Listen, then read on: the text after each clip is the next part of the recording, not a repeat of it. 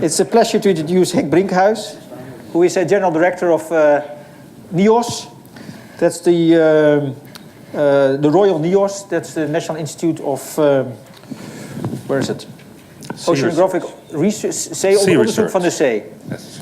Research of the Sea.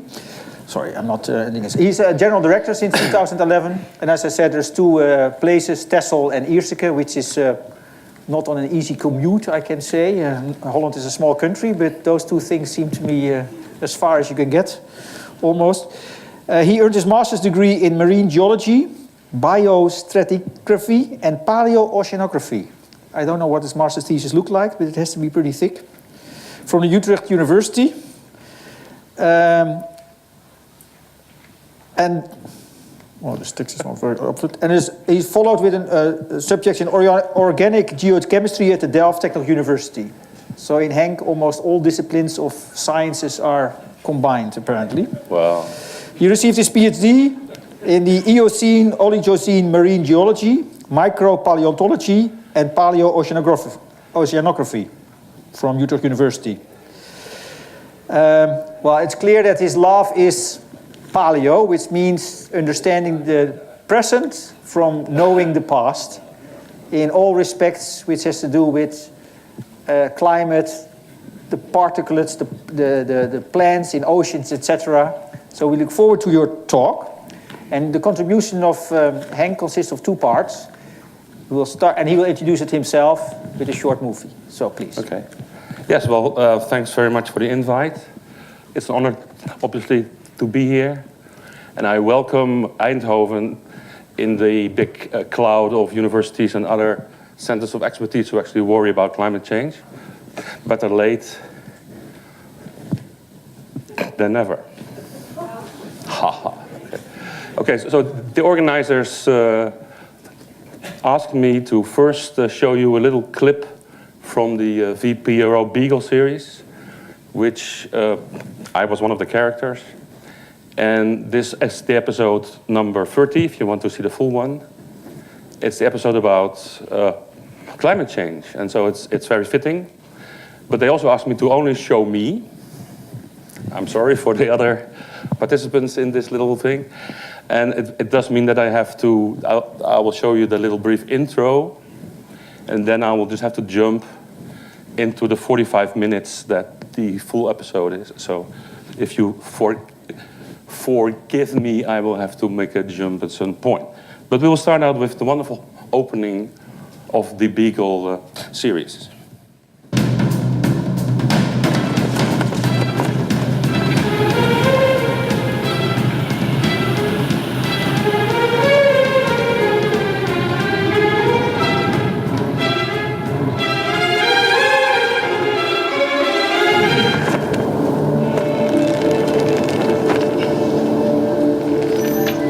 Everybody's afraid of the depths, the ocean depths.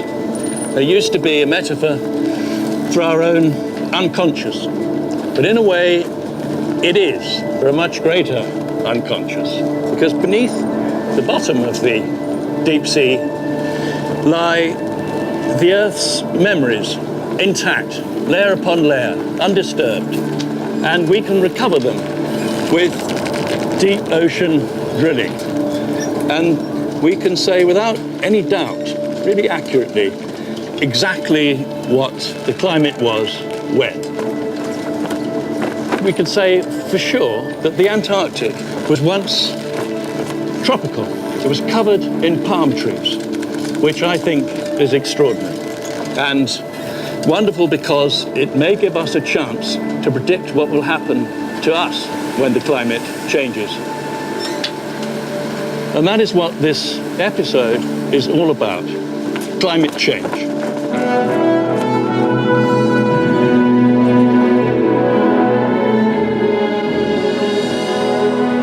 Het is waarschijnlijk de belangrijkste reis die ooit werd gemaakt.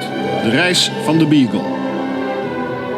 Aan boord van het schip bevond zich Charles Darwin, een jonge natuuronderzoeker die tijdens deze reis zoveel indrukken opdeed dat het beeld dat de mens had van zichzelf en van de wereld er volledig door veranderde.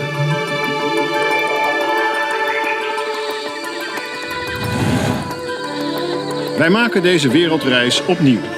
Met Sarah Darwin, biologe en achterkleindochter van Charles Darwin, Dirk Drouwlands, evolutiebioloog en groot Darwin-kenner, en Redmond O'Hanlon, schrijver en avonturier. Als bondgenoten op hun missie varen er wetenschappers mee, denkers en kunstenaars en nazaten van Charles Darwin. Ze hebben maar één doel: een antwoord vinden op de vraag hoe de wereld er nu voor staat.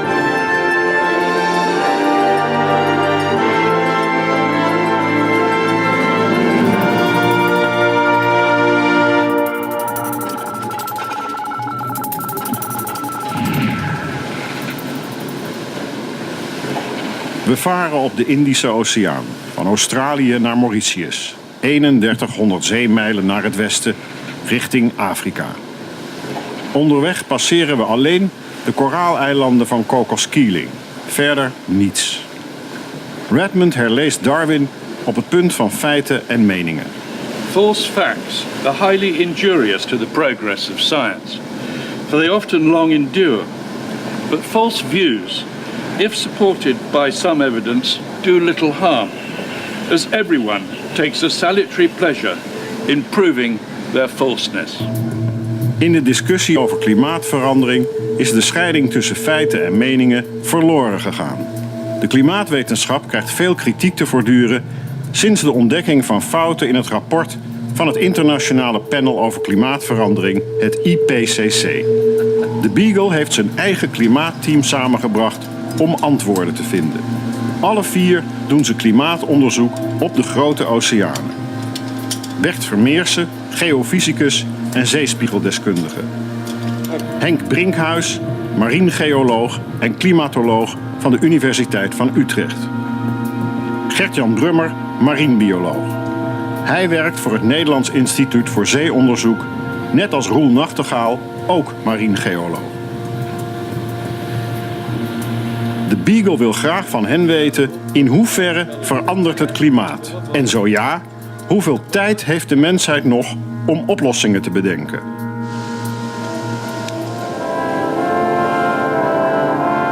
Henk Brinkhuis, marinegeoloog en klimatoloog van de Universiteit van Utrecht, was in de afgelopen maanden op Antarctica. Well, why are you drilling in the Antarctic? It's a crazy place to go. Yeah, well, when you realize that the Antarctic ice sheets are part and are still controlling the Earth's climate system, then it gets a little bit more interesting. Very different from the North Pole. On the South Pole, we actually have land, and this ice cap actually forms on land, and so it's so what actually happens is that it snows, and this ice cap basically begins to respond, and it grows.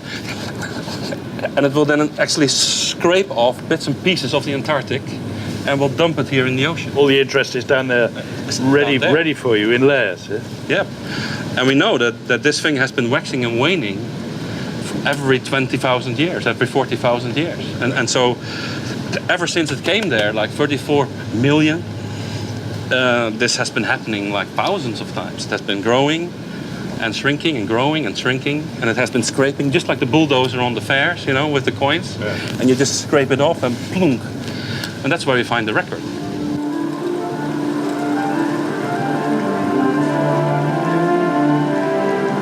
Henk Brinkhuis was in de afgelopen maanden een van de expeditieleiders op dit boorschip bij Antarctica. Samen met 33 internationale wetenschappers boorde hij tientallen kernen uit de oceaanbodem.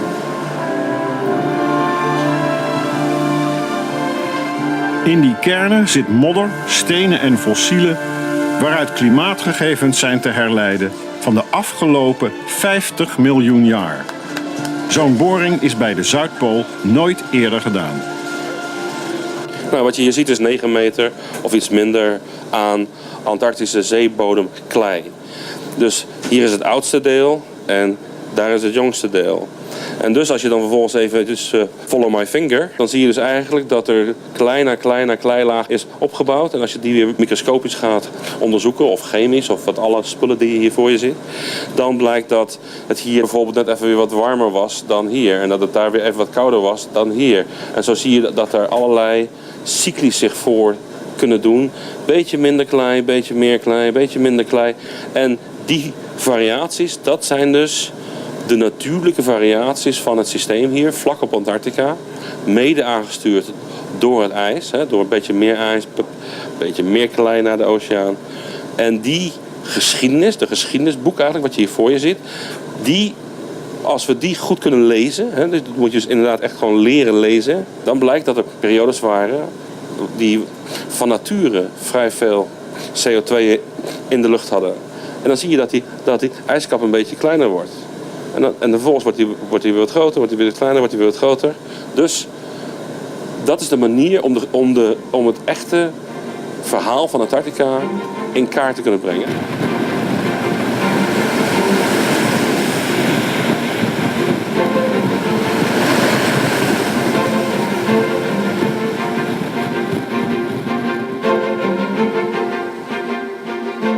Deze hele expeditie die is erop gericht om gewoon harde gegevens dus naar voren te kunnen halen.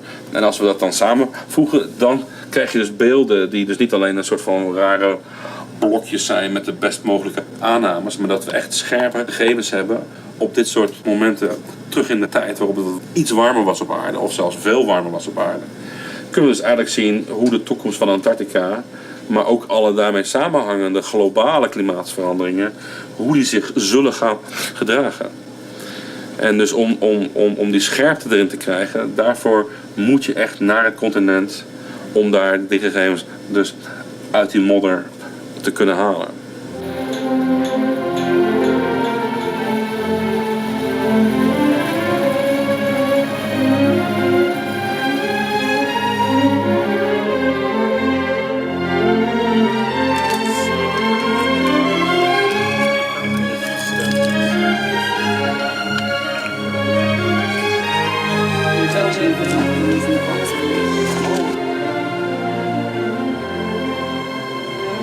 Were there animals in there that you'd never seen before?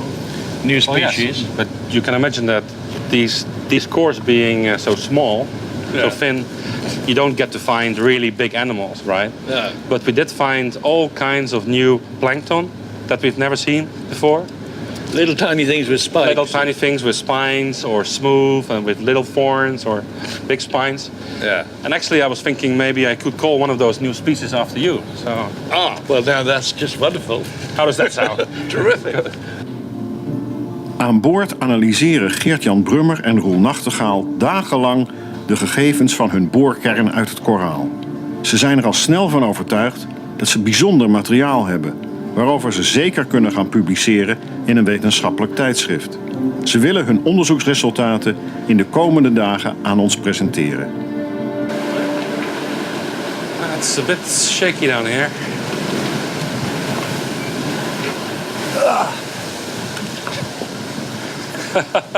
It's quite a climb. Let's use this rope as a measure of time. Let's call this the moment of Darwin. Oh, great. Which is already like 200 years ago, but still. So let's make that now. It's that story on the corals, that happens in the first fiber of history, or the first fiber of the rope. And then actually, what I'm doing also, drilling in the ocean floors, just to get records that go back like millions and millions and millions of years. Whoa. First northern hemisphere ice. That's where the first apes begin to stand up. They basically somewhat begin here and then they dwizzle and then somewhere Become Darwin. somewhere here our species first appears. And let's call this knot the first ice on Antarctica. This is that moment, the past 34 million years, where the Earth for the first time goes from a very warm greenhouse phase into the icehouse phase. So when we go down record, but it gets warmer and warmer and warmer and warmer. And that somewhere around here, this is that moment where we have the, let's say, greatest warmth So let's call this super warmth, 51 million years ago. That is the warmest moment of the past 80 million years. How warm was that? Well, this is when we have palm trees on the North Pole. Palm trees on the North Pole? Palm trees, crocodiles, tropical plankton, all roaming around on the North Pole. And how can you be sure that your bit that you're measuring hasn't moved from Gondwana land all the way round? Well, we know enough of the continental drift and the positions to be sure that the North Pole, as where we drilled it, was really on the North Pole. So, I mean, there's no doubt about that.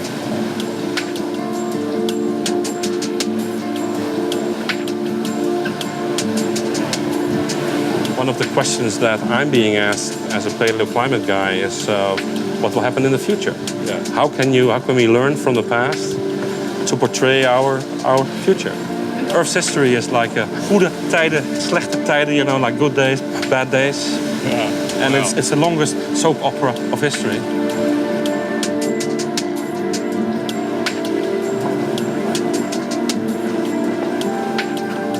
Welke nieuwe klimaatinzichten heeft het boren op Antarctica en Cocos-Keeling opgeleverd? Onze klimaatonderzoekers tekenen een grafiek op het dek waaruit de belangrijkste conclusies blijken. De witte lijn is het verloop van het CO2-gehalte van de atmosfeer op aarde. De rode lijn is de gemiddelde temperatuur die erbij hoort. De grafiek begint 50 miljoen jaar geleden.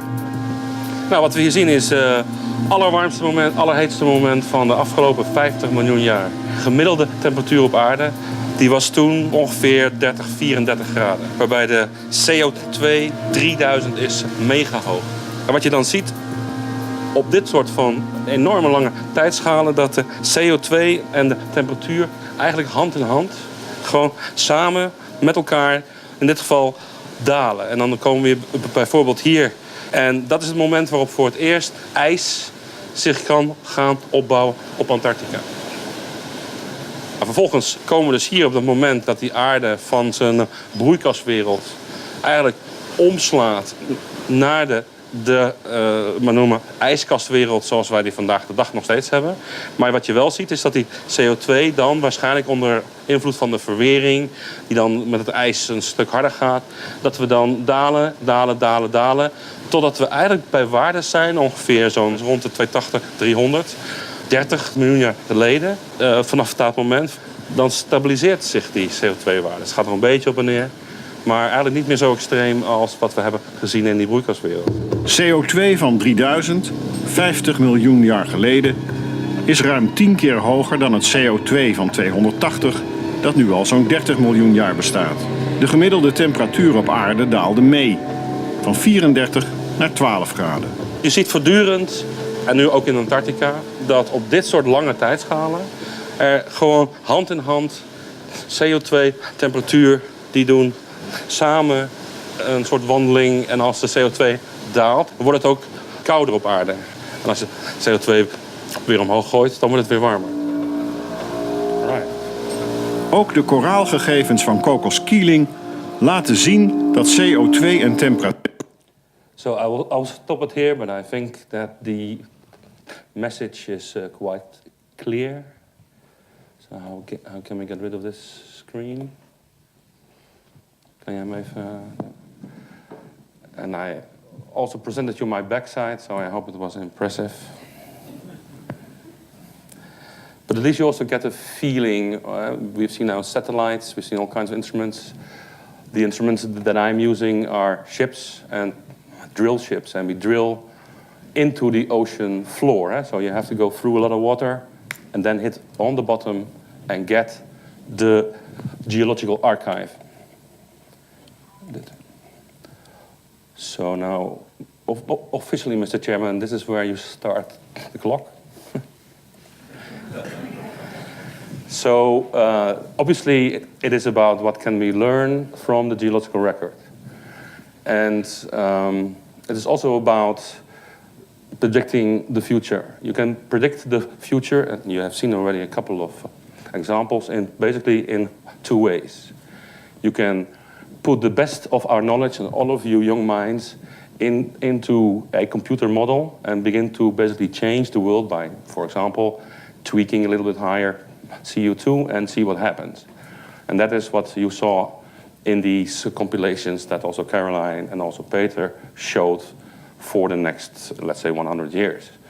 The thing, by the way, and I fully agree with you, Caroline, that all of these pictures, they stop at 2100 as if it's like, okay, then it's over. But the trouble with it is that it will just go on, and it will roll on, and it will roll on until you reach into these very long geological time series.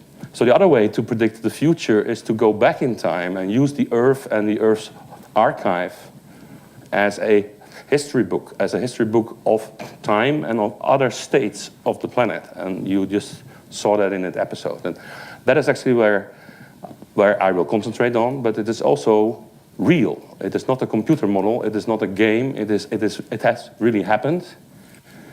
The only thing is that you need to read the archive, you need to understand, and you need to get the right resolution, you need to date it, and you have to actually extract the climatic information out of this blob of clay, in this case. Okay, and obviously I do not do that alone. I mean, I'm extraordinarily grateful to my colleagues, obviously, who are actually working all over the planet. I mean, it's one of the wonderful things that the Netherlands is part of this program, the so-called, it's actually a new name now. It's now called the International Ocean Discovery Program. It used to be called the Integrated Ocean Drilling Program, but with drilling, people get already ideas apparently about that we are doing some things we shouldn't maybe do. But anyway, this is a scientific program. It's very much like the Star Trek series. Okay, this is where all the countries are at peace and we are exploring, and you're working on one ship with the Japanese, with the Chinese, with the Americans, and it is truly inspiring. And these ships, they are like floating universities, and with all the instrumentation, everything that you might have, and it works 24/7. So everybody also has a double. It's like, you have like one boss, but you also need another boss, because when you go to sleep, somebody else has to pop up. Okay, and his name was already mentioned. He is now sort of an outcast of the White House, and you can say a lot about him. There's a lot of criticism. However, I still am very thankful that he put this issue on the map, including all the debates about it. So then also, this is very much about, and actually that word has not popped up too much so far. It's very much about carbon. It's very much about CO2. Why do we worry about CO2? Because CO2 is a so-called greenhouse gas. It is an intrinsic element of the molecule in its bipolarity, that when, and I will come back to that. Well, actually, I should first ask you to actually look at this picture, and obviously it's a bit old because it will go on. This thing goes somewhere there in the Gore thing. He needs to have a stairway. And I also want to actually put your mind to the values here of some of these numbers. I mean, this is 8, whoops, the wrong way. This is a very tricky thing here. 8 gigatons, okay? And you say, well, 8 times 10 to the 16th of grams of carbon. Okay, or I always forget whether it's 16 or 14, but you must imagine a lot of zeros, okay? This is a very, very, very large number of carbon that we are blowing one way or the other into the atmosphere. And actually the quintessence of my talk will be to convince you that geologically speaking, not even so long ago, about 50 million years ago, the view from space as we would have it now would actually have looked like this, like a green, no ice, stinky, swampy, sweating world with giant mosquitoes and palm trees. And that, by the way, would be another lecture, but it's obviously very interesting for us to understand why then the Earth, all by its lonesome, there was, obviously this is 50 million years ago, although the primates were just coming up, but there was no human activity, of course. But that all by its lonesome, this planet has moved up from this world to this world, okay? So how did that happen? When it was a relationship with the carbon and with CO2, where did it all go? And how did it happen?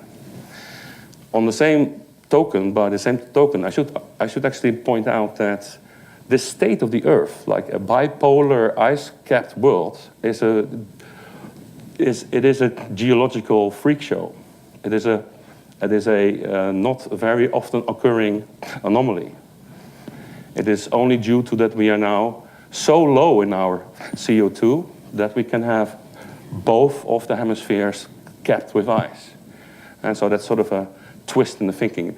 The green state is actually the much more fossily occurring Earth. And we might argue about why that is, but it is, you have to, if you want to go back in time to reach to an age where we had a similar situation, you have to go back at least 350 million years. So this is way, way, way, way, way back. And well, that's obviously, I can talk for hours. I won't do that here. I'm sorry, Peter, that I couldn't find the picture of you, but what is very important here in my talk throughout, you saw it in the episode as well, that you really have to make a mental exercise that we're talking about climate now, and climate is the average of the weather for 30 years. And I am used to talking to a very young audience, you know, students. They are like 18, right, 19, 20. So you guys, you haven't seen climate in a stable fashion, okay? You are almost younger than the climate, if you want to do it. And you have to make, if you want to follow my little contribution, you have to think along getting some grip on what is time. And then you'll very quickly find out that time is in its human dimension is, and then for example, if I tell you, think about a year, okay? Just a year. So we have seasons in a year. It's winter now, and then comes spring. And then you have to think, oh, what did I do last summer? It's already, you know. Then you say, okay, like 1 year we have some kind of grip on, okay? 10 years. A lot of things happened in these 10 years. For some of the teens and 20s here, that's half of their life, okay? 10 years we basically cannot see in the geological record. And unless you have ideal conditions, or like tree rings, or where you know you have the annual resolution. So then I tell you, okay, so 10 years is a freaking long time. So let's say 100 years then. What is 100 years? Maybe you showed, I will show brilliant pictures of the changes in these glaciers of 100 years. But that is already where we lose context with time. Okay, there may be some of the room who have seen the first cars in their small, but that's already, you know, it's a very rare thing already. So can you imagine what happened in the past 100 years? And okay, I should go back one more time. Then when I then speak about 1,000 years or about 10 million years, for us as humans, it's an awfully long time. But you have to make that jump because the system that we are studying, whether it's in the future, now, or in the past, is operating at those timescales. Caroline, she mentioned that the actual mixing of the oceans takes 500 years. And actually I was prompted, no, Caroline, it takes 3,000 years. But she was only looking at the surface and the intermediate water. So there are some of parts that will take like 3,000 years to pop up again, etc. So this is a very, very long time. And you have to think as the Earth, as I told in the Beagle episode, as a GTST, good times, bad times, and it's the longest soap ever. The soap already was going on 5 billion years, okay? And then it's not even going back further in time when there was no Earth. So, and it's our trick to understand that we can look at all of the GTST episodes, but we only see one every 100 years. And then you have to extrapolate, that must be the mother of the father of this guy, the grandmother of that baby that was then born then and then did so-and-so in the episode 100 years later. Okay, there's one thing. The other thing is to understand that there can be really no discussion about what a greenhouse gas is and does, and that it actually amplifies because of the chemical and elemental nature of these molecules, that they actually absorb heat. This is why they are called greenhouse gases. Okay, so if you pump in a lot of them in the atmosphere and the atmosphere can go nowhere, it just means you will be warming up. And the question, of course, is how fast? Well, this fast, for example, but then you come into this discussion about these computer models where we can calculate forward. And here you see some of these projections. This is from the 2007 IPCC. Doesn't really matter for my story. You see the same bars that also Peter showed. But this is the so-called business as usual scenario. And I just wanted to point out that this arrow bar is very, very large. You can choose a middle point. Sure, this is just as likely. Okay, so, but these things point out two things. A, that we don't know. And B, you should also have to realize, and that comes back to your unknowns, that there are unknowns in the climate system, and I will point out some of them. And they have very serious consequences. So this is the way to calculate forward with the best of our minds, using the KNMI or the NOS or the weather stations models. You just pump up CO2, do this, do that. And then, as you heard, Caroline will be the first to say, we forgot the ice sheet. Well, we didn't forget the ice sheet, but we forgot how it works. And then they say, well, why didn't you put in the ice sheet? Well, because we don't understand what happens. Okay, so this is the state of things. This is also why we need you guys, young guys, bright minds, to basically help us in this better understanding of how the planet works. The big multi-million-dollar question is, I think, beautifully illustrated in this diagram. What is it about? It's about, if we assume doubling of CO2 since the pre-industrial times, we started at 280, we are now already past 400, or just at 400. And if you double the 280, what will be the climate response on average on the globe? When it is only a 1.5 degree, so this is a figure that shows you if we burn or chop down tropical forests in the gigatons and we burn some more and we reach this 560 level, does it then get warmer by 1.5 degree? If that is the case, then we can still go on burning. So we can burn a little bit more until we reach that threshold where we have to do something about it. But and this is the 2 degree scenario, the 3 degree, the 4.5 degrees, they're all coming out of these models. It's all possible. So the multi-million-dollar question is, A, how fast does this go? And B, does it go like 1.5 or like 4.5 or even 7? Okay, so these are the issues right on the table, and you can imagine this is a political item because on the one hand, the politicians have said, oh, we want to stop this at 2 degrees. That's our mark. And the big question is, of course, then what do you have to do? How fast does things go? And is it the reality, or didn't we already pass that threshold? Okay. Now to some facts.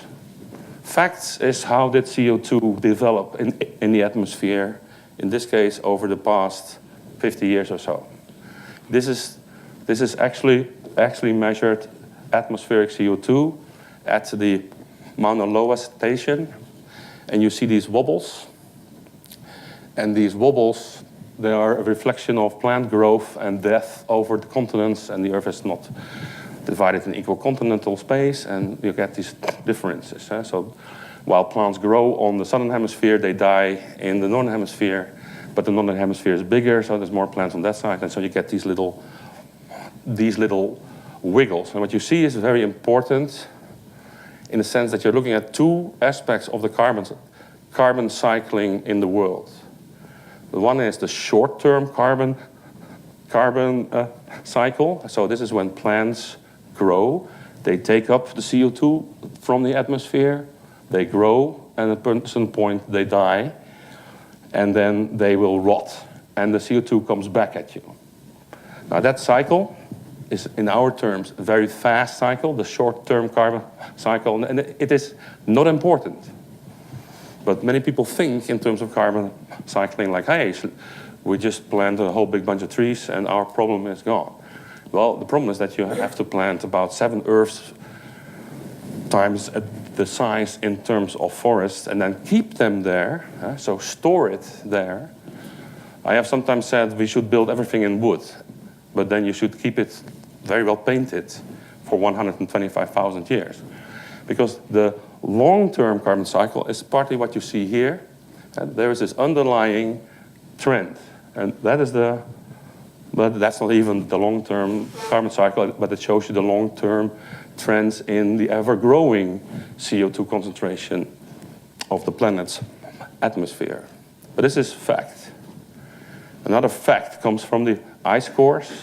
We can go back in time, take the gas bubbles in the ice cores, I will show an example in a minute, and just measure the CO2 as it was when it got frozen.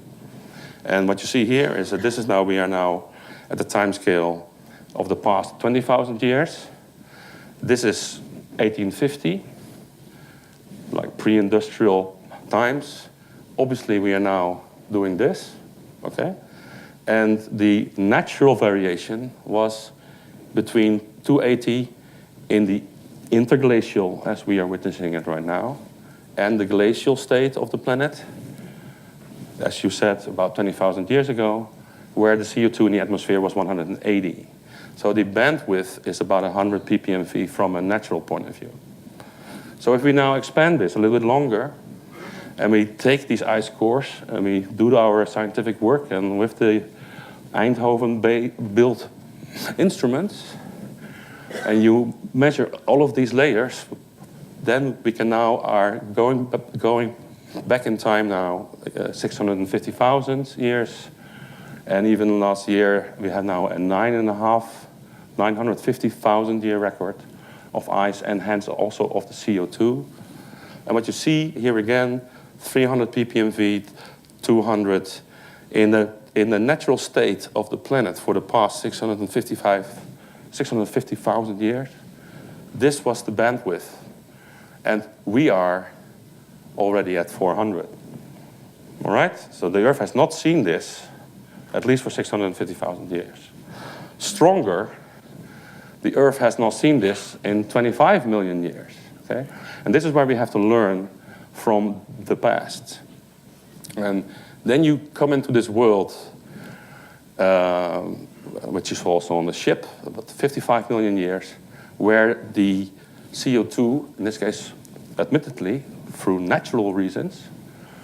And then you ask the question, how does the planet do this then? Well, if geologists don't know anything, they say it's a volcano.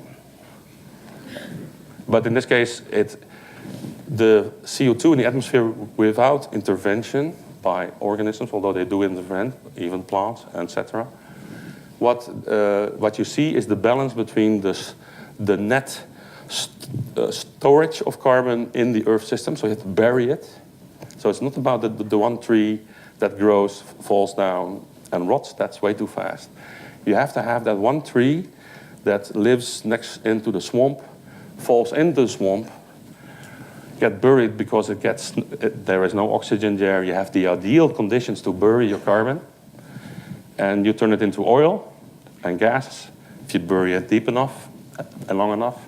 And that is what we are doing. We are burning up old swamps in a really amazing rate. But they come, and the cycle that does this is like hundreds of thousands of years. And this is that one tree that escapes that makes up all of our fossil fuel, if you want to charge it like this. Okay, how do we know this? Because there are no ice cores, of course, of this age. Well, here we have to come up with other ways of thinking. How can we reconstruct CO2 in the past? We use plant leaves. Plants use openings to get the carbon inside and outside, and that they're regulated as a function between what happens on the leaf and the CO2 in the atmosphere.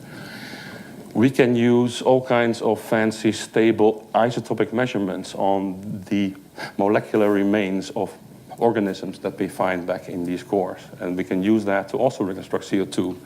And yes, the error bars are big, but just to keep that in mind, here we go back 0 to 60 million years ago. About 50 million years ago, these are these numbers, 3,500, sort of a best guess, going down, crossing a sort of a threshold here and staying low. This is what I draw on the ship, right? There's other ways to reconstruct the temperature. So you saw the reconstruction of CO2. We also need, of course, to know what was the temperature. And there are many ways to do that. And in this sort of complicated curves here, I only want you to focus on two things. One is the time scale. So here's again, 10 million years ago, 20 million years ago, etc. And just look at this curve. This is measured on the calcareous remains of planktonic, in this case particularly benthic, all kinds of creatures that dwell on the seafloor that we use to measure the stable isotopic composition of oxygen, which is controlled basically by two things, namely temperature and ice. And yeah, I can talk about this for hours, but what you see here is sort of a global average from all of the oceans. Everything has been plotted in one plot. So this is the world's oceans. And it is like a temperature map of the planet, like what happened when. And these values, when you go negative, it means very warm. If you go positive, and we are now somewhere here, you are very cold and you have this ice. So if you then track this curve, you see that about 60 million years ago it was already pretty hot. Here it was super hot. That was that moment that I was talking about. From now on, you will have a new word. The new word of the week is Paleocene Eocene thermal maximum. PETM. Think about it as a super warmth. 55 million years ago. Then it stayed warmth, and then for some reasons, which I can go into, but we don't have the time, the Earth cooled down, cooled down, cooled down, cooled down, and then jumps here. This jump is this. You don't have no longer just a temperature effect, but you also get the ice building up, which takes out the lighter version of the stable oxygen isotope, and therefore you get a kick in this curve, and you have the Antarctic ice sheet. And only if it goes on and continues, there's some really strange wobbles. You go on, and roughly about here, we enter a world which we know today, like with the bipolar ice. So again, it's a rarity. And we will go into this a little bit further, because the next graph here will show you the same. Here's the temperature again, and here's the CO2. And already by the naked eye, you can see high temperature, high CO2, high temperatures, cooling and jumping into an ice house world. This is basically the figure. If you want to read more, this is from Zakos et al. Compilation in Nature back then. Then a little bit about how do we get the archive. Well, you can do this on land. There are many geologists. When you go into beautiful Italy or Spain, you can pick up these rocks, and they are all like a history book. But what we do is to go back into the oceans where all of these layers are best preserved, and they are complete, and you don't have the problems of like continents colliding and fracking things up.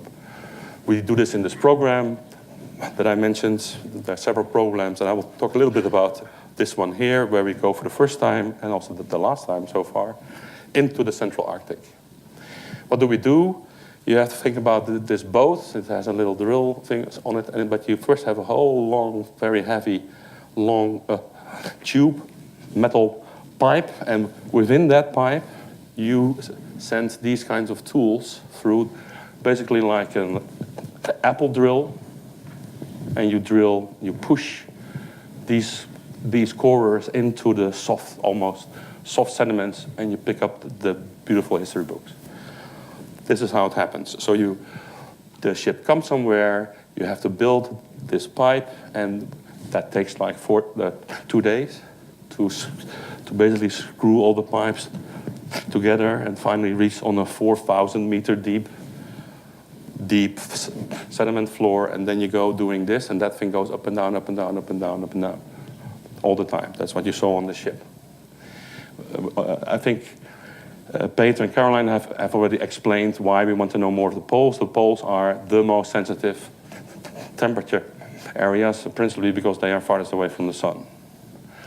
We did this in 2004. It was scientifically speaking, it was a very great success.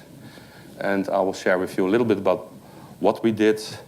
We came out of Tromsø, Norway, with 2 icebreakers, got joined by a Russian icebreaker about here, and went up almost to the North Pole to drill this structure. This is, as you can see, it's a sort of a high, it is a high ridge underneath the water, roughly about 1,400 meters of water depth, to then go there, try to stay stable but between all the ice that is now still there. And I will show you a little bit about how that happened. You might wonder, why did you go there? What did we know beforehand? Well, there was some seismic done, and that's why these sites get very carefully selected. You don't want to hit on gas or oil. You don't want to. This is a scientific mission. It is not from Shell. So you pick your sites. At this time, this is this big Lomonosov Ridge. Here is the coring site. And if you look at sort of like the X-ray image of the Earth, you see that this was almost a pancake-like situation. You just basically drill through almost like a tree ring, but then these are like thousands, and in this case hundreds of thousands of years. You drill down and you begin to read the book. The problem, of course, here at the moment is the ice. Some of us argue, let's wait for like 20 years and all the ice is gone. So, therefore, this operation was a very expensive one. And here you see what happens, that we have a drill rig on this little icebreaker. We have another Swedish icebreaker here that basically breaks all the ice flowing towards this little guy. What you want to have is to stay stable. You want to stay on the same place, right? Because there's a long pipe hanging there. You don't want to go like, You don't want that. So you need to stay on station. So we have this one icebreaker, and we have a big Russian nuclear icebreaker that basically crushes all the big sheets. And these ice motions were constantly monitored. Radar, helicopters, lots of money. From the air, it is even more spectacular. So here is this is a ship, a nuclear Russian icebreaker, is about 230 meters long. You can see, hence, these ice fields are several football fields in size. And this guy makes the world's biggest martini. And then we have another icebreaker that picks up the smaller pieces and try to crush those to keep this one on the station. And you see the tail of the ice flow. So the ice in this picture flowed that way. And you see that it is quite the challenge to stay in place. Okay, so what did we got? We got a lot of mud. I will not dwell too much in it, but I do want to put your attention to that at a certain depth, we were able to drill 500 meters into the seafloor. Half of it came up as black, these black. Black for us means organic rich. It means a lot of organic matter, a lot of dead stuff. This could be a very long story, but here you see the 500 meters or so, or almost actually 428 meters, I should say. And this is the so-called age model, because before we have this, before you can say anything, you need to know how old is this clay. And you do this, you do your tricks. And it was a great moment that we were able to find that peak warmth, 55 million years ago, the PETM was in this course. And what did it show? And what did we know? We did already know from all kinds of other sites around the world that at this time, one of the weirdest phenomena was that you had the world's greatest plankton bloom of a tropical species. It was this guy that was dwindling around in the warm sectors of the planet, but then it got warmer and warmer and warmer, and it actually reached all the way up. Actually, any rock we turn from this paper has this one plankton guy. So the first question was it also there at the North Pole? And yes, there it is. It sort of looks like a fighter plane. It is almost, but it is not so large as the GSF, but it sort of looks like it. So yes, we had this moment. Yes, we have the same weird biological response. And what does it further mean? And this could be also a very technical story, but just to keep it simple, this was in black are the bits of cores in the depth that we got them back. So sometimes you pull up the core and things drop out, so you don't have you don't have anything. And you see in bits and pieces. That's also why you then go in and you measure things. And in this case, the warm plankton. So that was the guy that I just showed you. It's there, and there is a direct relation between the amount of subtropical or tropical species on the North Pole and warmth. I mean, that's the first thing. Then we come to, okay, how warm was it then? Okay, this is at the North Pole. Okay. And we have techniques. I was speaking earlier about the stable oxygen. Now you were looking at a molecular, organic, geochemical tool that allows you to actually measure, in this case, peak values 22 degrees average. Okay, 22 degrees on the North Pole. Do you believe this? How do we know this? Well, these are the organic remains of one of the smallest groups, smallest life forms, archaea. They build these kinds of molecules in their wall, and just like the different kind of tires you have on your cars, they change it with temperature. And people have been able, at the NEOS of course, to take that and to look at how the planet does that at the moment. So you use the actuo. These organisms are still here, and they have a very long geological history. And so if you have a calibration, here are the dots from the seafloor, and the R square is pretty good.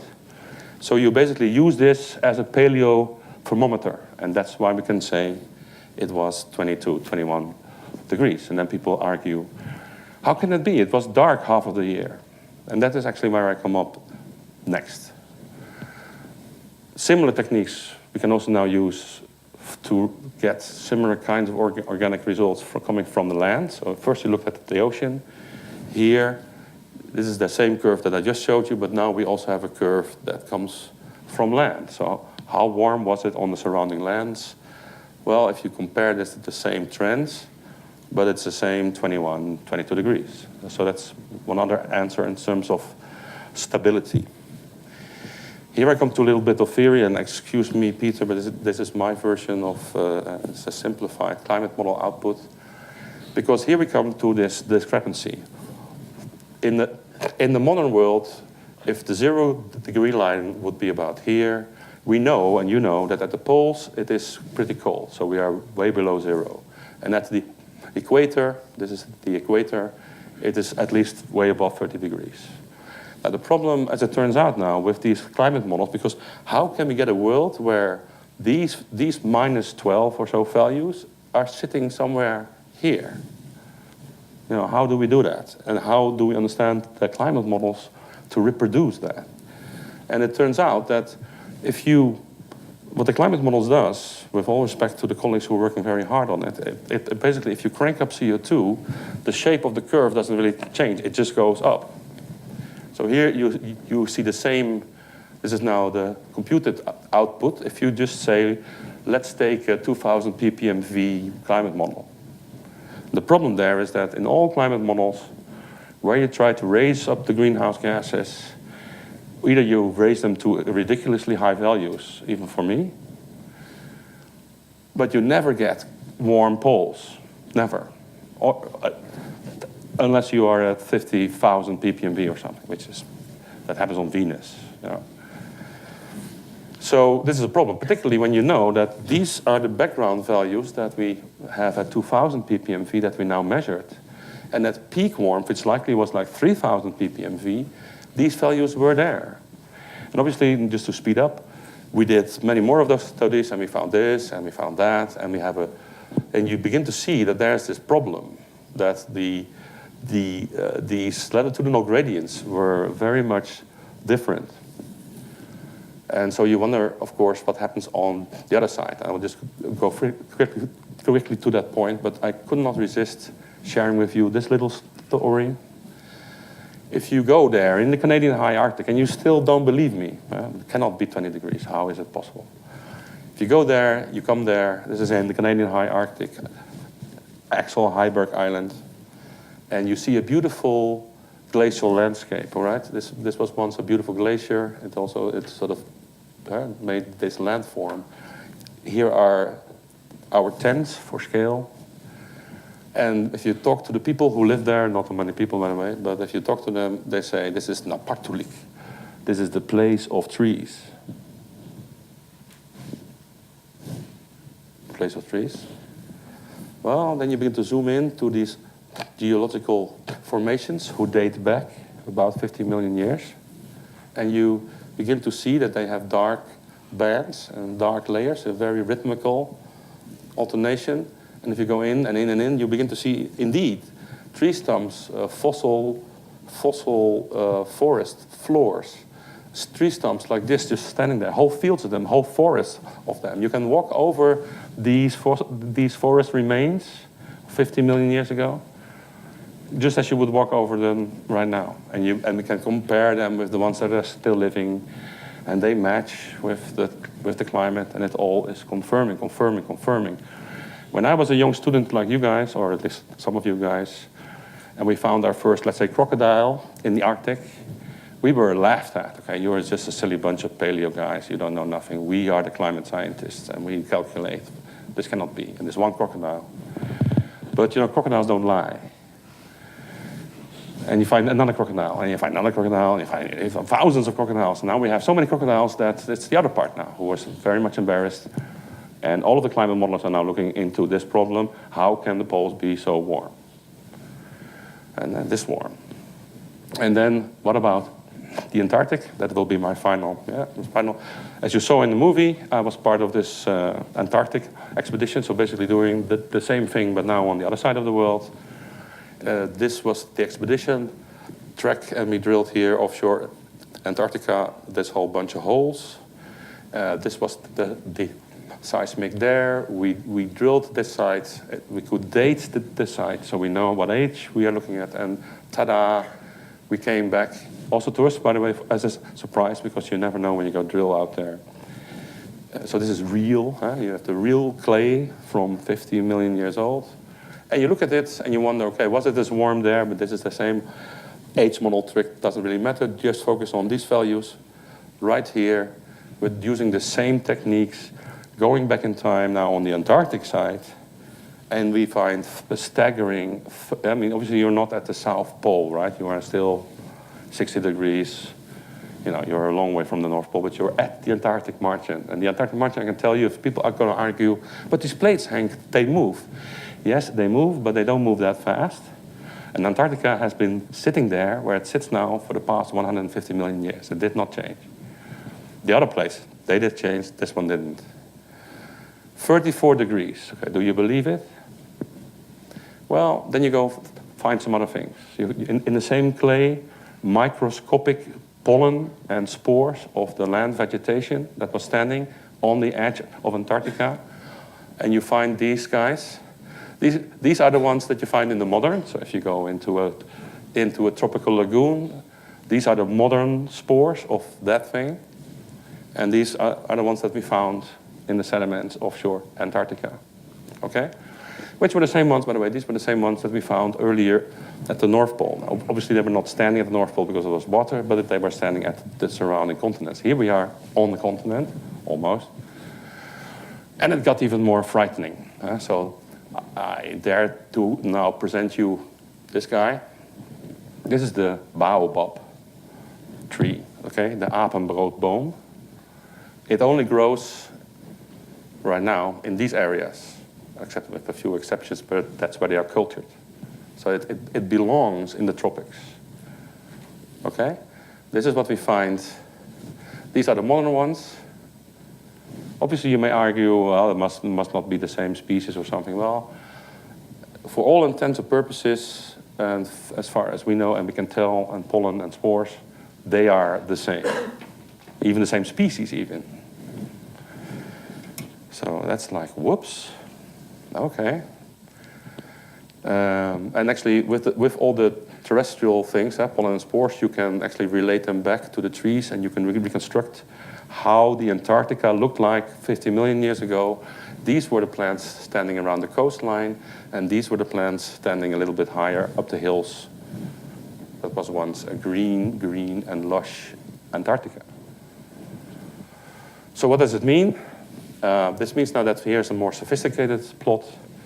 This is our modern world. So here's the equator, the South Pole, the North Pole, and we know that it is a pretty cold world. It was the same shape. This yellow thing is the one that I've been showing you so far, and we've added these points. And then we obviously measured everything else and the intermediate time frames, and you basically see the curve going from 50 million years like this, like 40 million years like that, like 30 million years like this, and this is now. So the Earth's climate has been going from almost flat to this shape right now. And it is this part that worries the climate and atmospheric physicists. Because how do you keep the poles so warm? And as I said, in the old days I was laughed at. Now ideas are popping out of the box almost every day. Methane clouds, cloud cover, land plant, because it was a plant world, a methane producing world. You have a lot of methane, so gas, methane clouds. Everything is now coming out of their sleeves, and I think this is great. And but we are now past the element of where people don't believe this. Okay, and so hence I will end with this is my final, or at least my final picture.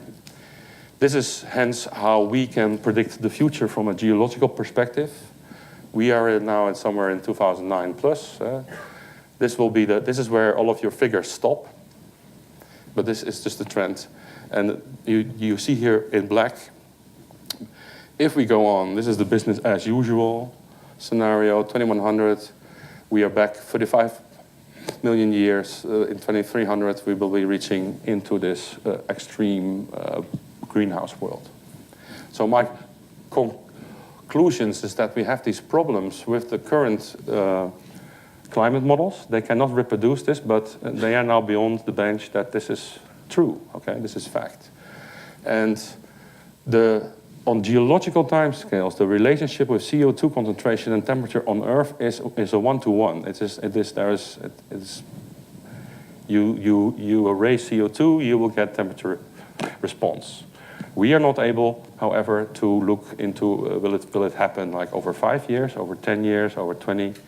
But we can tell you that within like 250 years to 500 years, this is a one-to-one relationship. And hence, there is no doubt. The other important lesson here is that planet Earth, has seen this all, and it doesn't care less. Planet Earth, one polar bear, yes, no, doesn't matter. He was the last one in, so he will be the first one out. If you look at it from a geological perspective, okay, so the Earth has seen this many times. Actually, what we have today is not really normal. So it is really about us, okay? When we accept that we are doing at least a large portion of this expulsion of CO2, then we are behind. There is no big volcano happening at the moment.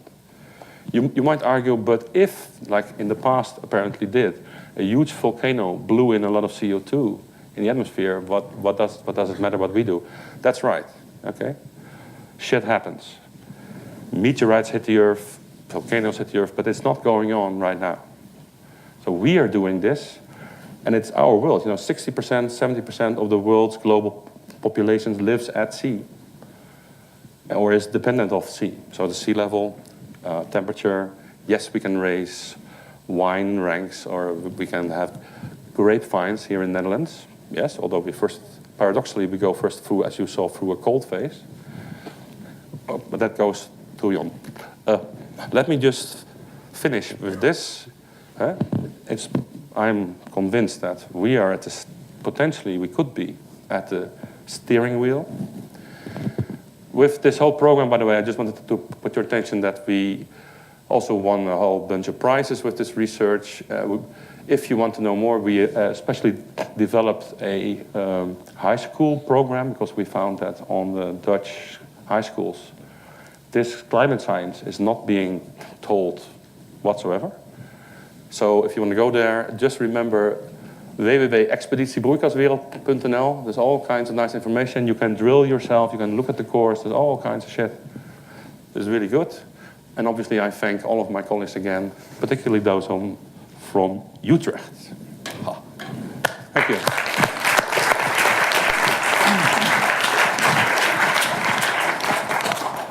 Thank you very well. Thank you very much, Henk, for a very inspiring talk.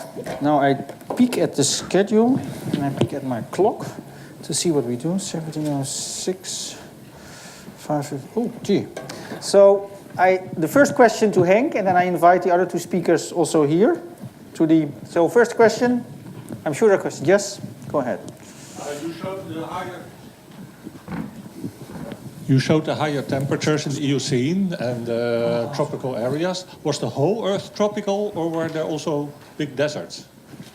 Well, tropical means that you can also have deserts, in my humble view. But it was so the world was very uniform, and it was uniformly warm. And then it depends on the mechanisms that they talked about.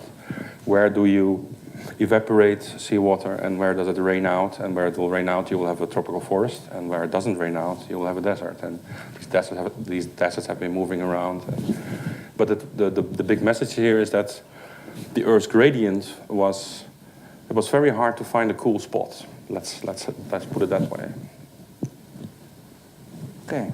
Other questions? By the way, I should add just one thing. That there's also good news that that warm period and likely that equable climate, so that everybody could go everywhere, also meant for all of the life on Earth that was there, that they could migrate basically everywhere. And this is where that moment where all of us, actually our roots, all of the modern mammal families, including our great ancestors, but even bats, I'm told, they all coincide. So their development coincides with that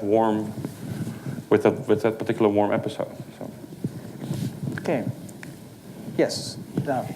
There's also a debate now about solar flares. There is a time lag between CO2 and temperature.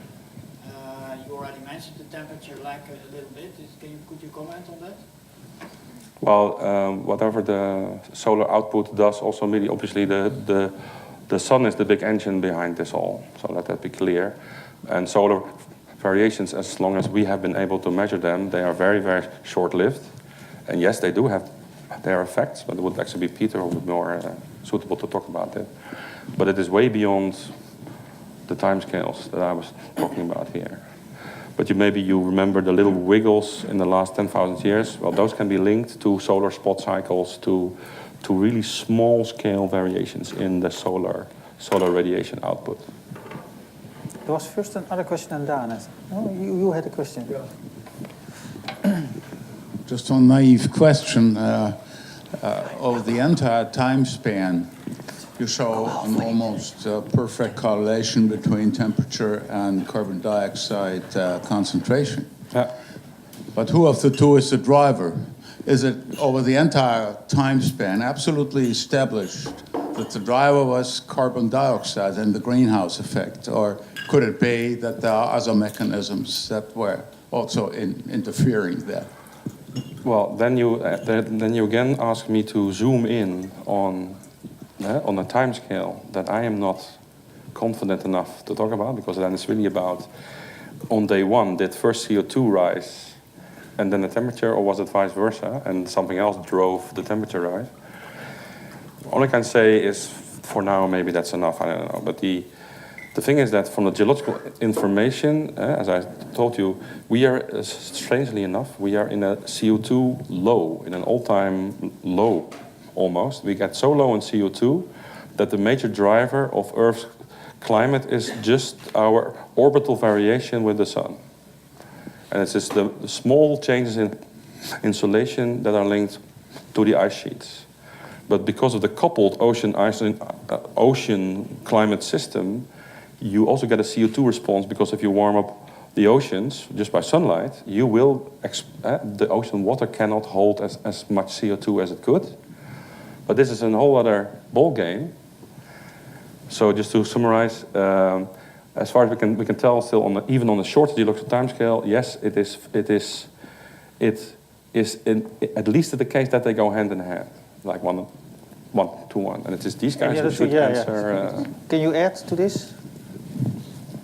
Or So on the short time, on a relatively speaking short time scale, which is let's say the past million years or so, the changes in temperature and ice sheets and sea level have been driven by solar variations. So it's the orbit of the Earth around the Sun, which causes that at some points in the northern hemisphere summer, where there is most land mass, we have a maximum in solar radiation, and at other times the Earth is configured in such a way with respect to the Sun that we have least amount of solar radiation. But could you concentrate on this? Because the first issue was, what is first? CO2 starts the increase, or the temperature increase starts the CO2, which then in a positive feedback is it? Because that was your question, I think. So is CO2 at all times the driver for the temperature variation? And then for the old times, of course, you have to explain where the CO2 comes from. Because we generate it now, that's fine, but in the past we weren't there, so who did it?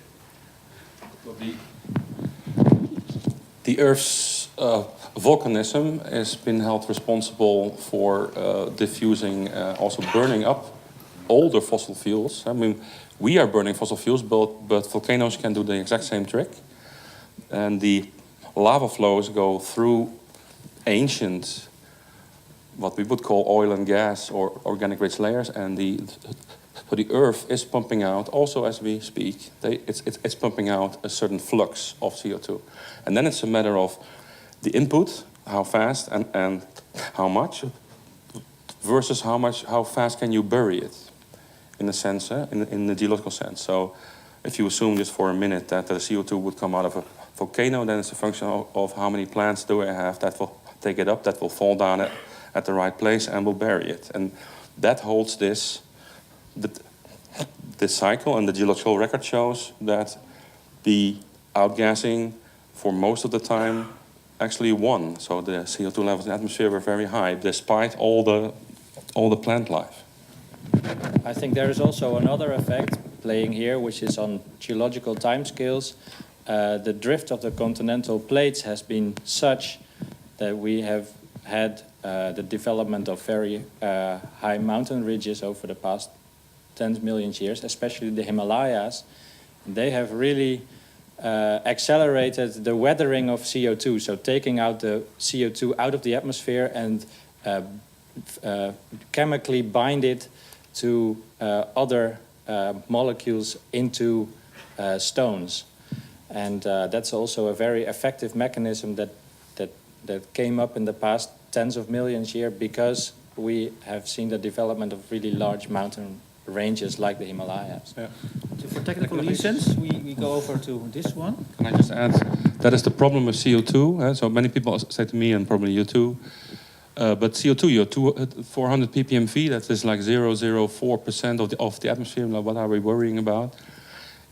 Like water vapor is a much more abundant, and it is also a greenhouse gas.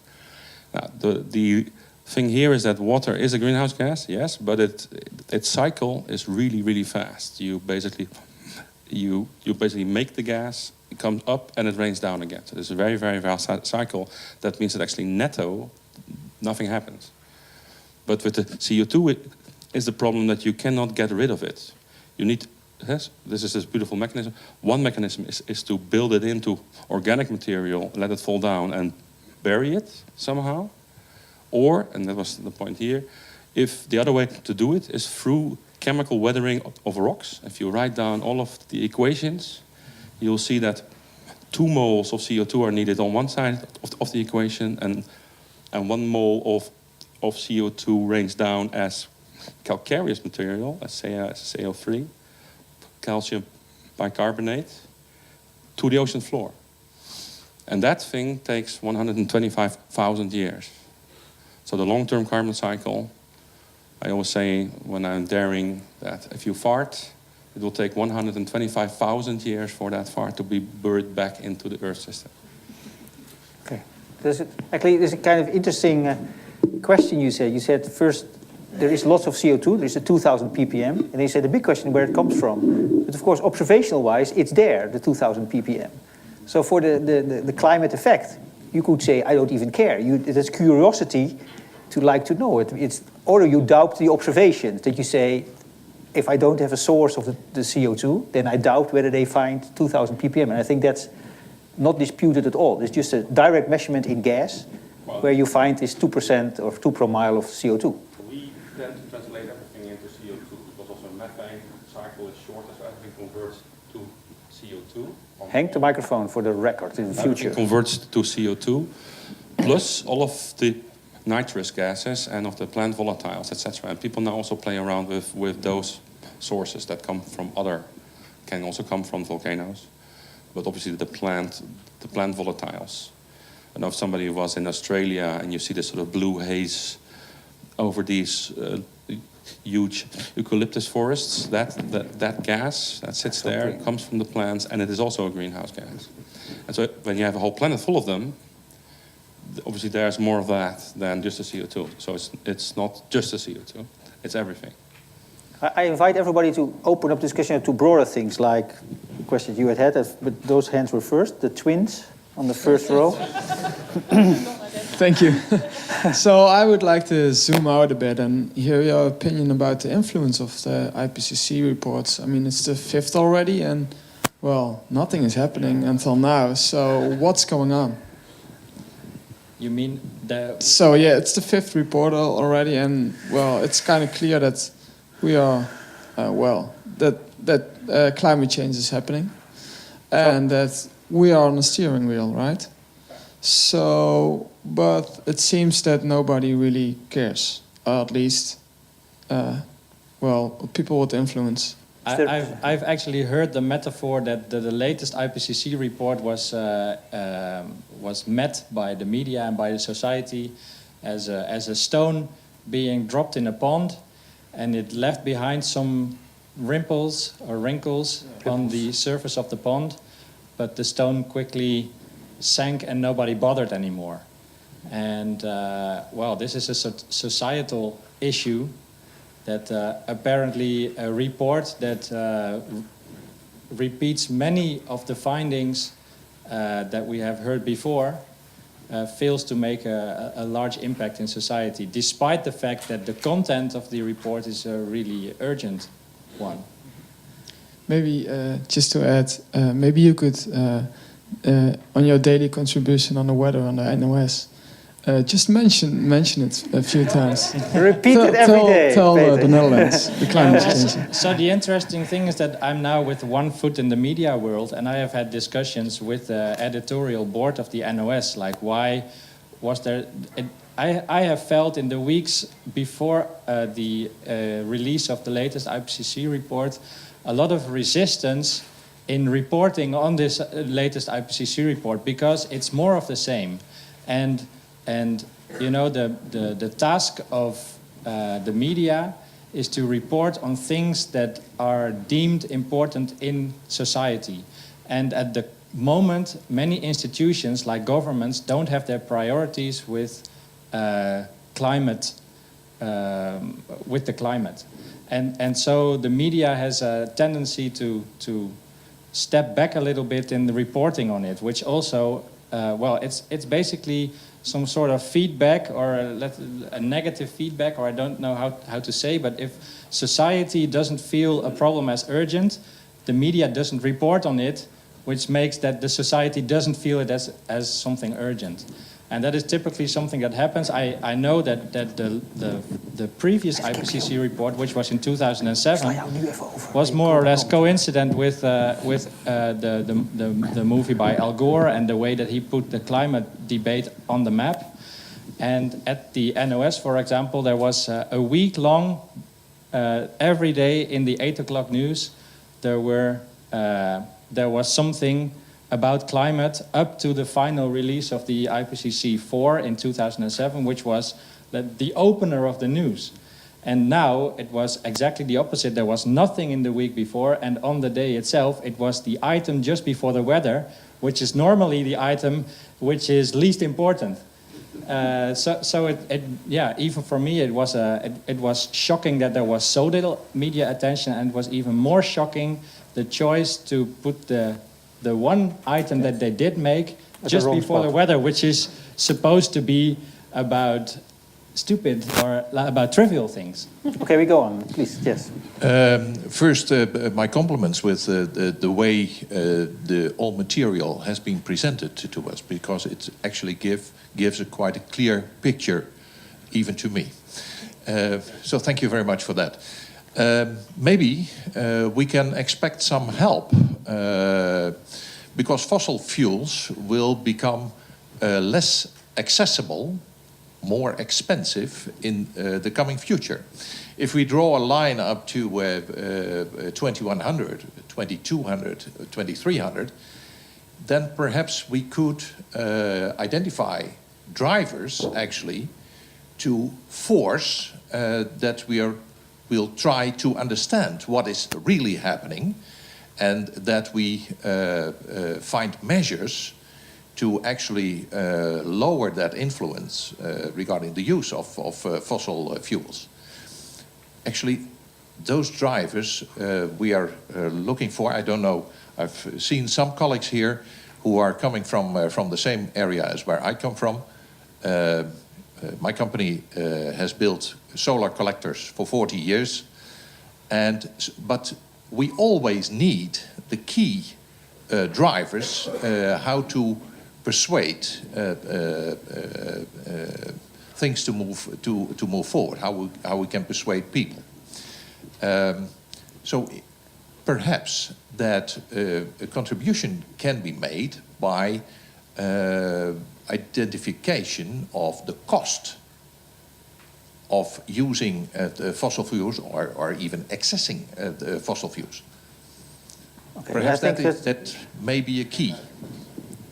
Okay, well, just very short, very briefly then. I mean, one thing there is very cynical, is that the rate that we are warming it up now opens up, actually, exploration areas where we in the former times couldn't go, namely in the Arctic and in the Antarctic. So it's sort of, and there's tons more. And I also realized that the alternative and biofuel and solar and nuclear alternatives are not, they are basically not capable yet to basically substitute. Okay, so, and it's then you come into the world of what I call the accountants world, where look, we have built for so and so many billions of dollars pipelines, and it takes 25 years to earn that money back, and so we first have to go through this 25 years to. And so yes, so the economical picture has to change, also by the mechanisms that you mentioned, but maybe not as fast as you hope. And when I'm in my cynical days, you know, the thing that drove this was money, okay? And so and it took 150 years, basically. If it is all about money and power, and hence, in my mind, it will take roughly the same amount of time to make money from what we now call the green, from solar panels to the biofuel. And it can only happen when the costs go below the simple burning of coals. Right? So, just to... Maybe it's these meetings tend to concentrate already for the past years on the physical science basis.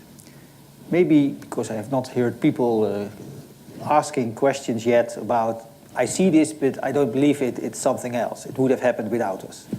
So maybe the time has now passed. Maybe you are convinced. And that there could be, there's two other reports. One report is adaptation and one report is mitigation.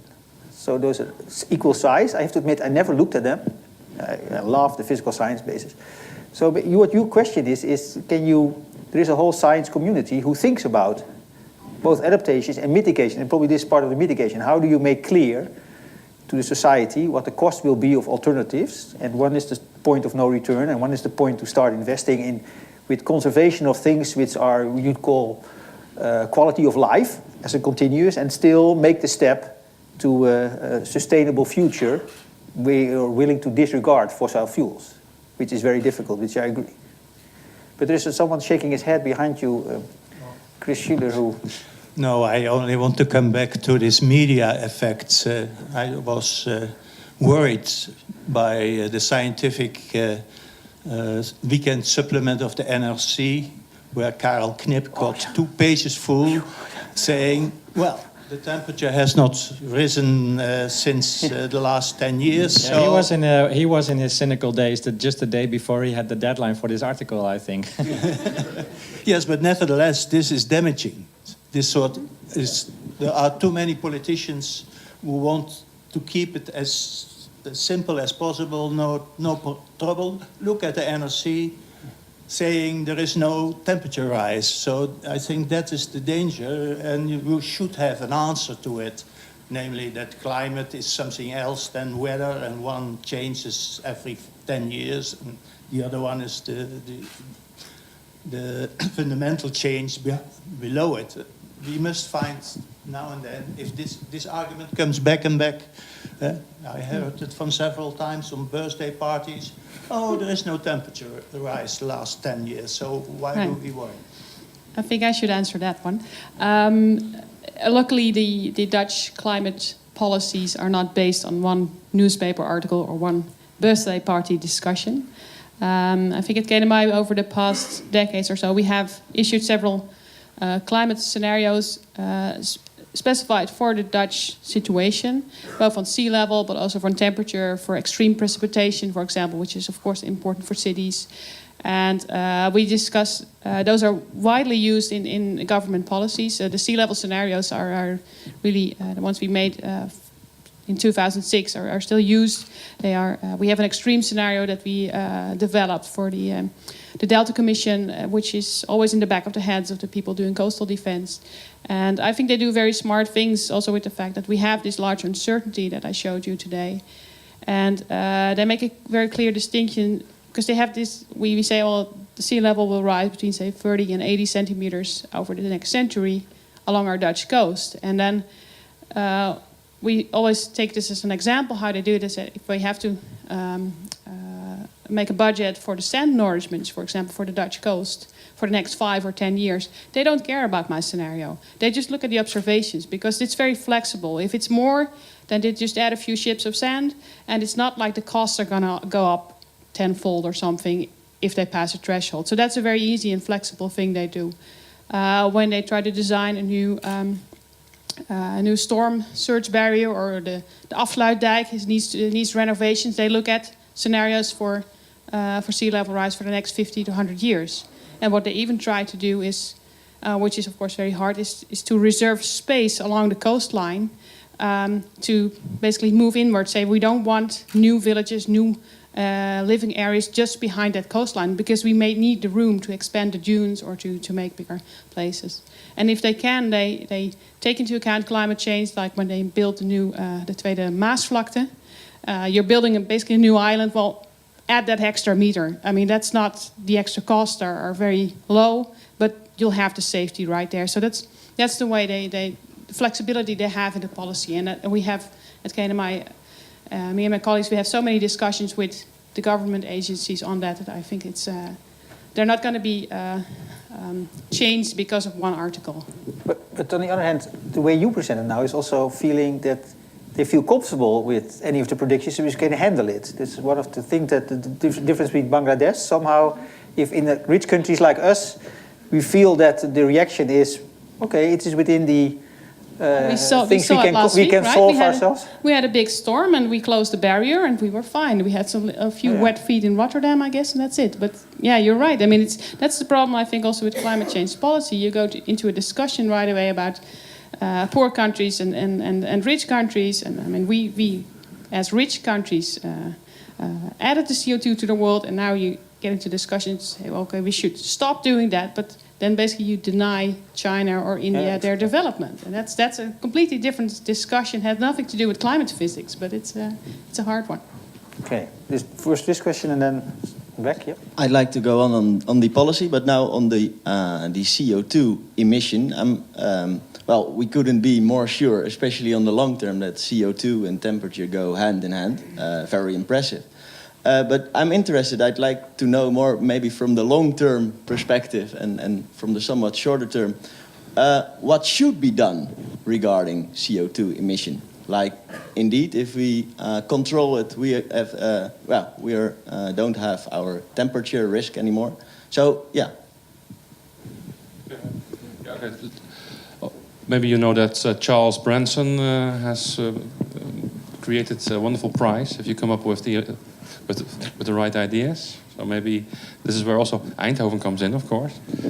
But what you need to do is to think about how can you sequester CO2, basically. And this can be done in organics. Okay, so in growing algae or plants or bacteria, whatever, anything that basically captures the CO2, but then you have to store it. Or at least begin to be what we call climate neutral or CO2 neutral, in the sense that when you burn the green stuff that you grew, then you at least stay in a positive, or in a sort of in a CO2 flat. The other thing was this weathering. There's lots of ideas out there to take the rock weathering system, but then to speed it up. There are smart people saying if we grind enough olivine, a particular rock type, that reacts relatively quickly. That's the way to get rid of the CO2. I would say Shell and NAM are very cynical that first the other way to do it is to pump it back in the ground where it came from. This is very expensive, and it's very not many people want it to have it happen in their backyard. It's fine as long as you do it somewhere in Groningen or something, but not in my back door. But it's very cynical, of course, that Shell first let us pay to get all of the stuff out of it and then to burn it, and now they want us to also pay to put it back. But it's a very technical, challenging thing. But at very least, we need to be, and that's just where you people and Eindhoven and technical universities should come in to more and more and more. I mean, it's already happening, of course, but more and more thinking about how can we mitigate this carbon in the best way possible. Okay. Oh, yeah. The next question. What do you think is the first action mankind should take right now? Stop burning fuel, basically. Stop burning. No, but this is basically would be the same answer. Okay, so we must come up with a system that also economically and politically justifies using alternatives. Okay, and you can have all debates about whether this alternative could be nuclear, solar, organic, whatever, bio-based economy. But we all have to accept, even I, that it will take a lot of time, because the infrastructures that we need to have in order to fully do that.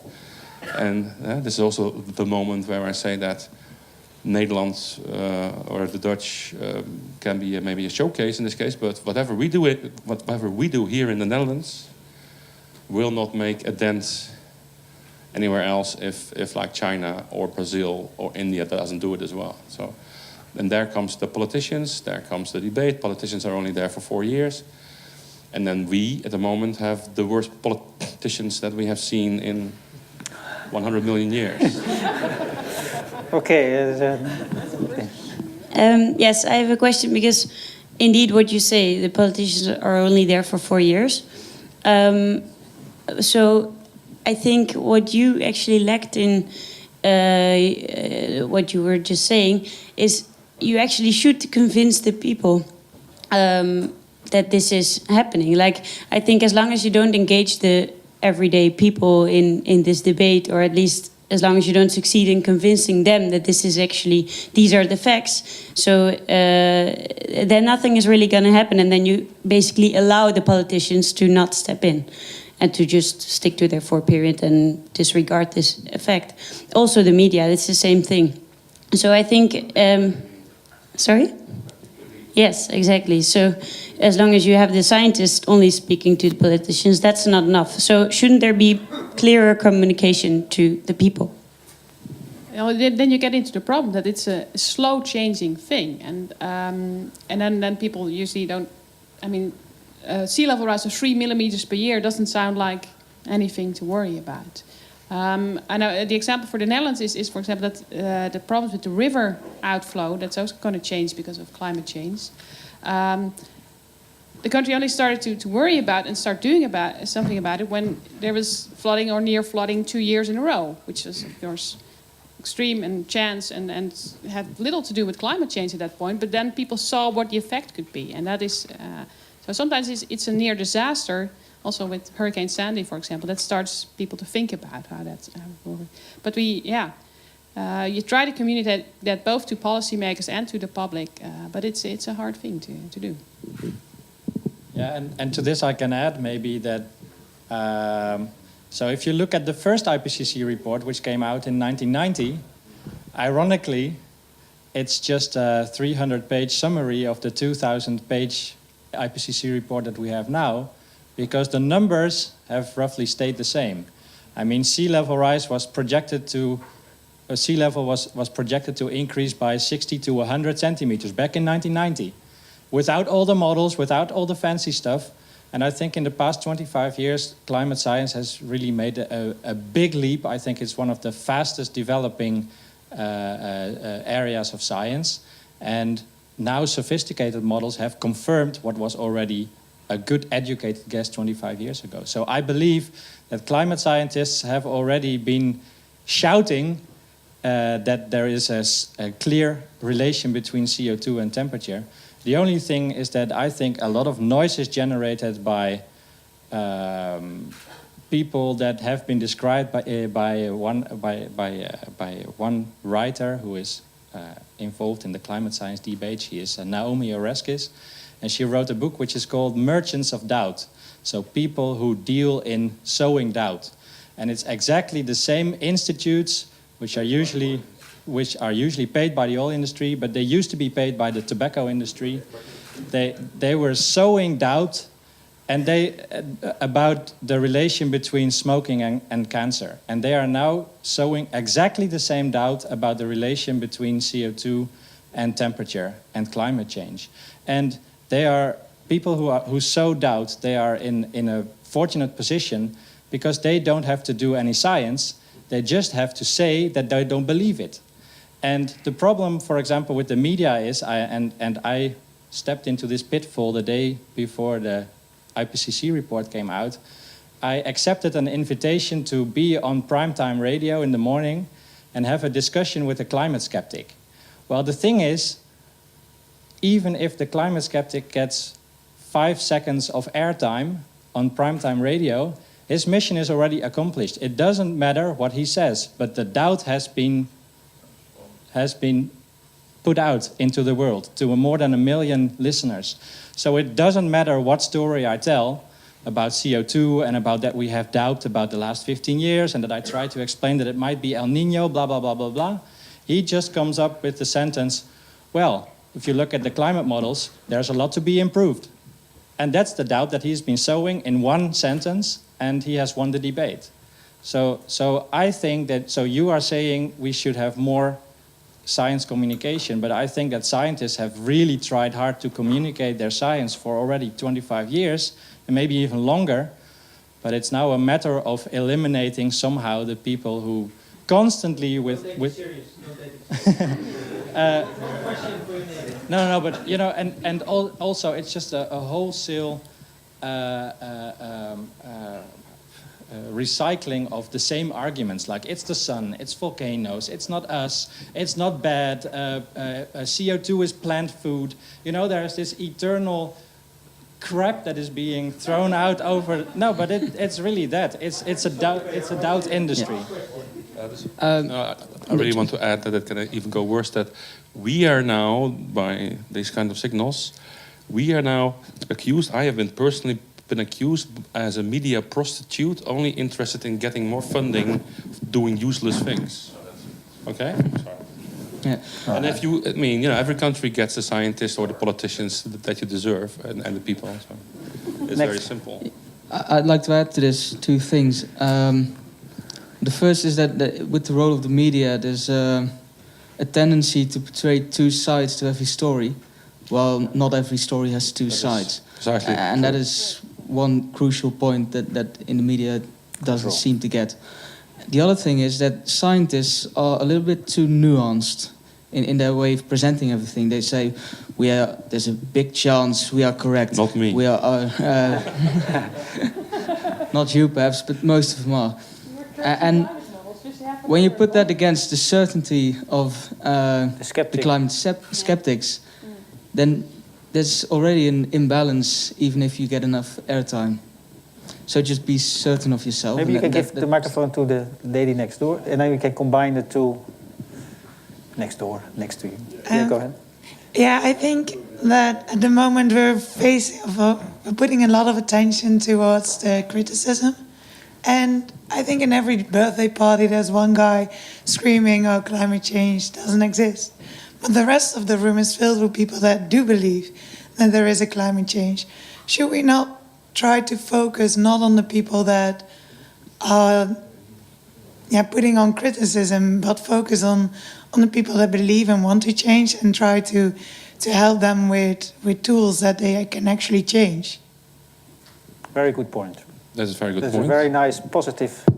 Actually, I look to the organizers for one second, because I run over time now, which makes me a bad chairman. So someone has to wave his hand. We should slowly close it down, yes? So you have got one last sentence, and then I have the last sentence. 3 sentences. Oh, Henk is unstoppable. I just wanted to add, yes, I agree, but I also, and all of us here, we also realize that the climate problem is only one of the very many problems that we are facing. Okay, and it starts out with having food, for example. I mean, you can get very mad. I mean, I've just come from a case where the inhabitants of some Indonesian island turned out to blow up coral reefs just to get fish to feed their children, and then we're wondering, why don't these fish return in the next year? Well, they have blown it up, but at least they had something to eat for a year. And apart from all of the problems that we are facing, on top of a crisis, of a financial crisis, people lose their jobs. They have other things to worry about than 6 millimeters of sea level rise. Yeah? And that's also part of the issue. And on top of that, I just want to say I fully agree that somewhere on a journalistenschool, people should stand up and say, this is not an opinion. And you cannot go, like what happened with him, one-on-one. If 99.9% of the scientists agree, but you look hard enough to find the one guy that says something, then on a radio show, on a TV show, this is like a one-to-one kind of match. And as you say, I fully agree, and I've been there. One sign, but you're not even, and I would agree, you're not even certain of your climate model output, so what are you doing here? And that's already enough to just, basically switch off. Okay, I have to stop. Something positive, Wim, please. Oh, Jesus. I have no command here. Go ahead, no? Oh, I have to say something. Okay, no, I want to say something positive. First of all, I think this audience is filled with this 99% people who feel that the science facts goes in the direction of a big worry. So indeed, it's more the translation. How we translate the worry into action. We have seen an energy group, and you say it's energy, but it was energy because of climate, because of the worry of the consequences of energy use into CO2 and the climate. So you call it energy group, but it is societal worry about the consequences of. And so it should maybe start on places like this. The students could go to the chairman of the board of the university and say, TUE is energy? No, TUE is sustainable energy. Let's change that word first. And then TUE is not only the engineering part, but also the transition stage, and attract students and make them interested and make them work on it. And then they can spread their results and their actions and they become voters. So maybe it's time to go all to The Hague and make sure to our parties that we feel that they are obliged to give this a serious place in the programs. And if all people with an academic education start to say that to the few reasonable parties we have, it should have an effect. Because we are beyond this doubt. There is no reasonable doubt anymore. So it is towards mitigation, adaptation, and being also not inward looking to our country alone, and maybe realizing that we have to give up a certain percentage of wealth, but we get back for something which we can call sustainability for the future generations. And at some point we have to realize that that's the real issue, and that it's not the cheap talk of economy and growth that cannot do it. So you are the key. I'm guilty myself of being slightly too lazy. I still have a house which uses too much energy. I realize I should change, but you can change. And I think with this, I would like to thank the 3 speakers who gave their excellent introductions. Thank the audience, and we have a break.